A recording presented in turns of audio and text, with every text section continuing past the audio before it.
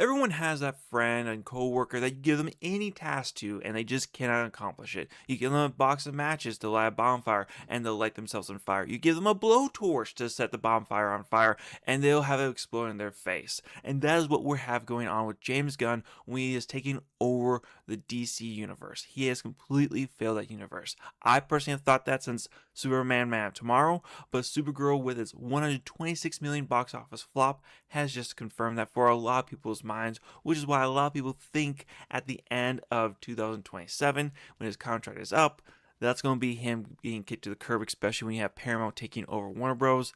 Just a theory that's out there that I personally believe in. But it gets reconfirmed a little more when you start looking at his TV shows that he announced. What was the Walker TV show that's supposed to be filling in the gap between Peacemaker Season 1 and Peacemaker Season 2. That one's being supposedly said to be canceled, with the Amanda Walker supposedly coming back and reprising her role and leading that. So we'll see what that happens there, if that is actually there or not. It's just a rumor right now. We don't have Warner Bros. Coming out and saying, for a matter of fact, this is dead. But then we have Wonder Woman's Lost Paradise, the Mascara, going on. And that's supposed to be more like a Game of Thrones show going on at the Mascara at the time, showing the power plays that are going on there, showing a women's society. I'm sure it's going to be fascinating to see, but that supposedly is also being canceled. Now, we do have James Gunn coming out and saying that this is an extreme development. Now, what exactly does extreme development mean? Does that mean you're working on every single day? Do you have actresses lined up? Do you have locations booked? Do you have film crews coming together? Do you have sets being designed? No? Well, then what are you talking about?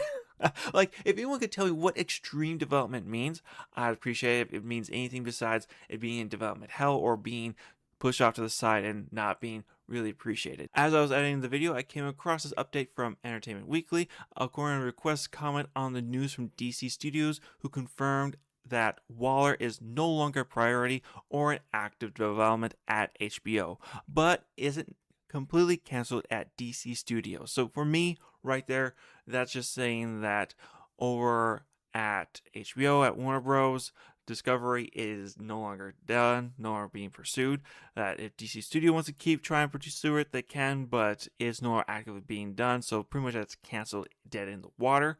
Meanwhile, Paradise Lost is in the same boat, but EW was informed that it could still see the light of day in the future. Sure, everything could happen. You could see another Tron movie in the future. You could see aliens in the future. But right now, to me, this sounds like they are completely finished. With that, let's get back to the rest of the video. Now, with that said, I probably would actually rather keep these two shows over what we're actually getting with the Jimmy Olsen show. Like, I'm sorry, like, Jimmy Olsen, like, I like him as a side character. You can have him with your Superman. You can have him helping out Lois Lane on some other tasks. But Jimmy Olsen, I don't find him an interesting enough character to really care about him all that much. Like, they tried to have him in Superman Man of Tomorrow to be like this playboy kind of figure, this tech guy. Like, just let him be the photographer. Just let him be the photographer to follow around Lois Lane and Clark Kent, taking pictures as they do the reporting. Like, let him be his role he's naturally supposed to have. Let that be Jimmy Olsen. Don't put him into this whole other aspect that I don't really think he needs a TV show. Like, at the very least, maybe a Lois Lane TV show would be fun. Having watch her as she goes around trying to get interviews, experience Metropolis on that more grounded level. That might be interesting to see. But Jimmy Olsen, I'm sorry, maybe I'm hating on him a little bit too much. Now, a show that I'm personally kind of interested in seeing, not a lot of people on the internet are, is the Green Lantern show that is coming out this Sunday on August the 16th. That looks somewhat interesting, but I do think the criticisms are valid that this doesn't really look like a Green Lantern show. You have them always on Earth. You don't really using all that much CGI. You have the uniforms look pretty much like mud. Like, what is going on here? I understand people's frustration with the Green Lantern TV show that's coming out. I'm hopeful it's going to be good, but you do have some concerns when you have the rumors out there that Hal Jordan is going to die within the first episode, and the rest of it's going to be flashbacks of him working with Jon Stewart, of him training Jon Stewart, with Jon Stewart supposedly coming out and saying like, hey, I'm going to be better than the other Green Lantern. Kind of dissing Hal Jordan, which is kind of bad, especially if he is dead. So Not the word I would use for John Stewart. Now, I'll be completely honest. John Stewart is my Green Lantern. I grew up with him on the Justice League United and Justice League Unlimited. I absolutely loved him in that show, and for me, that is the Green Lantern. Later on, I learned to love Hal Jordan, but I'm gonna be honest, like for me, John Stewart, that is my Green Lantern there. But I just don't know what to think about it. You also have reports that Booster Gold is in struggling development right now, and maybe he'll be the next one on the chopping block. And this all really goes around to the same issue that we're having with DC right now. That's because you had James Gunn come out and tell us, hey, I'm not going to put anything out there until I have a script that I am confident in. I'm not going to put out projects that I'm not 100% sure that we can develop, because that's what Marvel's done, and Marvel's done a horrendous job. They made out garbage products because of that.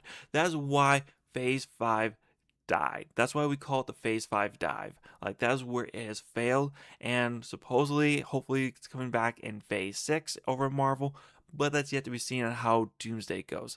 Spoiler alert, I don't think it's going to go very well, but we'll have to wait and see. And that was supposedly the hope that James Gunn, he made some of the best parts of Marvel. He made Guardians of the Galaxy 1, 2, and 3, and supposedly he mapped out the Infinity Saga with Thanos because it hadn't really been planned out at that point. So people would have thought like, oh, wow, this man must be it. He must be the one we need. Only to turn out that's not the case. When you have to get into the development of Supergirl and you have a competition with a director and you have to have four different kinds of reshoots and compilations of the film that are only marginally better, and his actually gives a good explanation for the villain and yours doesn't really make much improvement at all, and you go with yours over his, I wonder how much James Gunn can really be trusted as a creative studio head. Maybe as a good niche director, if you want something quirky, wacky, found family, he's probably the man to go with. But otherwise, I don't really think he has much more talent in any other regards. But that's just my thoughts on the matter. I want to hear what you guys' thoughts are. Am I being too harsh on James Gunn? Could James Gunn really be something special if we just gave him a little bit more time? Or do you think that when his contract is up at the end of 2027, that Paramount and Warner Bros. Should just kick him to the side? Do you think that Paradise Lost could have been a phenomenal TV show if you were let it to be developed? Do you think that Walker would have been an interesting show that would have had a more in-depth look of the Suicide Squad and the mindset behind it?